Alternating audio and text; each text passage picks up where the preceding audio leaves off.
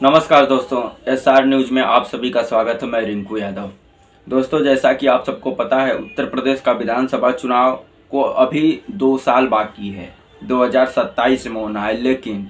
अभी से सारी पार्टियां अपनी अपनी तरीके से तैयारी शुरू कर दी हैं। इसी कड़ी में समाजवादी पार्टी कल लखनऊ में महिला सम्मान समारोह आयोजन किया था, जिसका नाम रखा गया था अजया महिला सम्मान समारोह 2025, जिसके मुख्य अतिथि समाजवादी पार्टी के राष्ट्रीय अध्यक्ष अखिलेश यादव और उनकी पत्नी सांसद डिम्पल यादव थी। इनमें हजारों महिलाओं ने जो है कि भाग लिया और कुछ महिलाओं को सम्मानित भी किया गया जो समाज में अच्छा काम कर रही हैं, लोगों की मदद कर रही हैं, लोगों के लिए मिसाल कायम कर रही हैं। उन महिलाओं को सम्मानित भी किया गया और ये उसी पीडीए के एक हिस्से की तरह से देखा जा रहा है, जिसमें पीडीए का नारा है, जिसमें ए से अल्पसंख्यक और आधी आबादी मतलब महिलाएं। आप सबको पता है कि पिछले कई चुनाव में बीजेपी ने महिलाओं के ऊपर बहुत ही ज़्यादा फोकस किया है और बीजेपी का मानना है कि महिलाएं जो है कि बहुत ही ज़्यादा बीजेपी को वोट करती हैं, तो उसी के काट के रूप में इसको देखा जा रहा है। और इस अजया महिला सम्मान समारोह का आयोजन भी उसी बीजेपी के जो बयान है कि उसको महिलाएं ज़्यादा वोट देती हैं और जिस प्रकार से बीजेपी महिलाओं के ऊपर ज़्यादा फोकस करती है वोट लेने के लिए केवल,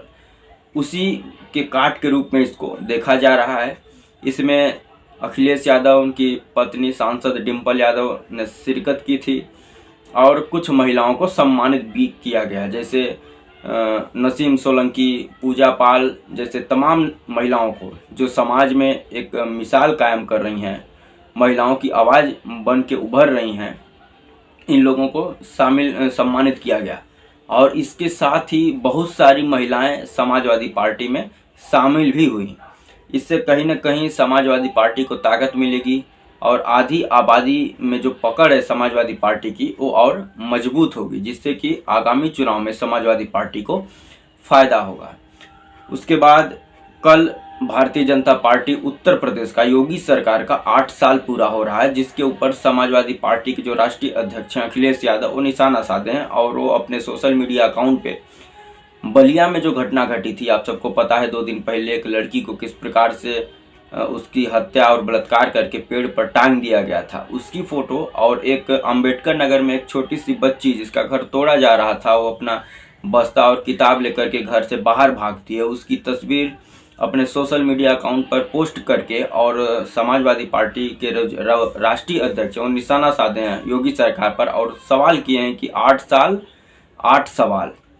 और आप सबको पता है कि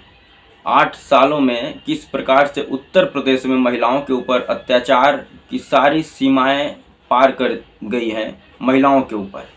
चाहे वो हाथरस का मामला हो जिसमें खुद भारतीय जनता पार्टी के विधायक जो है कि शामिल थे, कुलदीप सेंगर,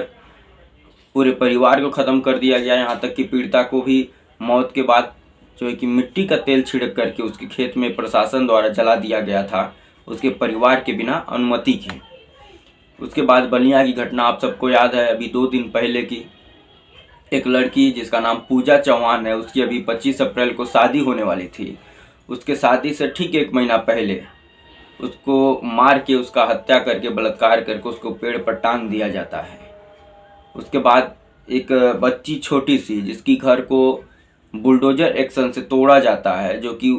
योगी सरकार का ही एक अधिकारी के इशारे पर ये सब काम हो रहा था। वो बच्ची अपना किताब बचाने के लिए घर में जाती है, किताब लेकर भागती है, वो बहुत ही तेज़ी से वो वीडियो वायरल हुआ। समाजवादी पार्टी के जो राष्ट्रीय अध्यक्ष है उन्होंने अपने सोशल मीडिया हैंडल पर उस बच्ची को तस्वीर और वीडियो शेयर करते हुए योगी सरकार पर निशाना साधा था और वीडियो जैसे ही वायरल हुआ तमाम लोगों की निगाहें उस बच्ची के जो है कि ऊपर गई।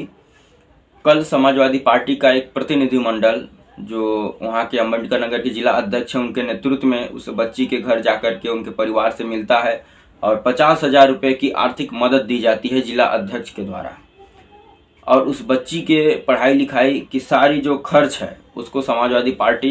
वहन करने का वादा करती है।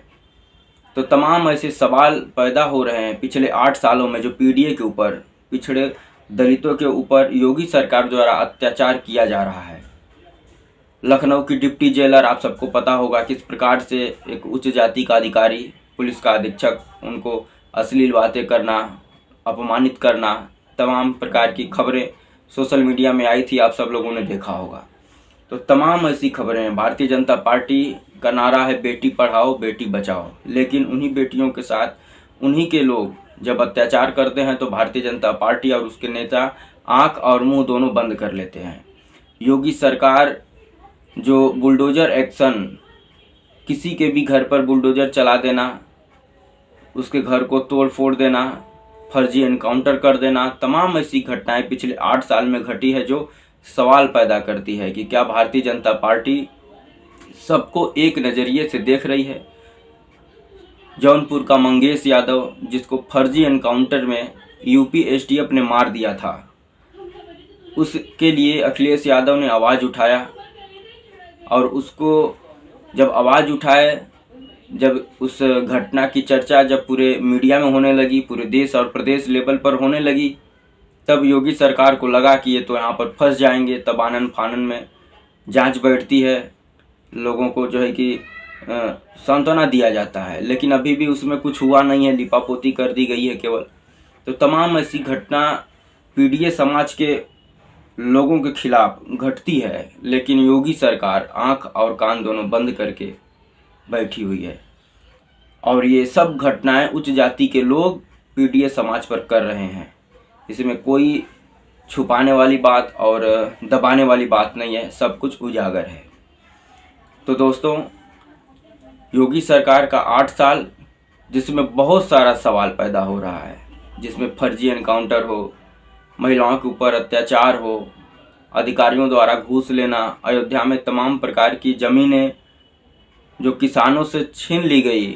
अपने बड़े बड़े मंत्रियों, विधायकों, उद्योगपतियों को दे दी गई, ये एक सवाल पैदा करता है। और उसी का नतीजा था कि लोकसभा चुनाव 2024 में अयोध्या में भारतीय जनता पार्टी बम्पर वोटों से हारी, और उसकी हार अभी तक भारतीय जनता पार्टी भूल नहीं पाई है। तो तमाम ऐसे सवाल है 8 सालों में जो योगी सरकार के ऊपर सवालिया निशान उठा रही है, और उसी के ऊपर निशाना साधते हुए केवल 2 तस्वीर, हालांकि घटनाएं तो बहुत घटी है उत्तर प्रदेश में, लेकिन ये जो 2 तस्वीर अखिलेश यादव अपने सोशल मीडिया हैंडल पर डाले हैं,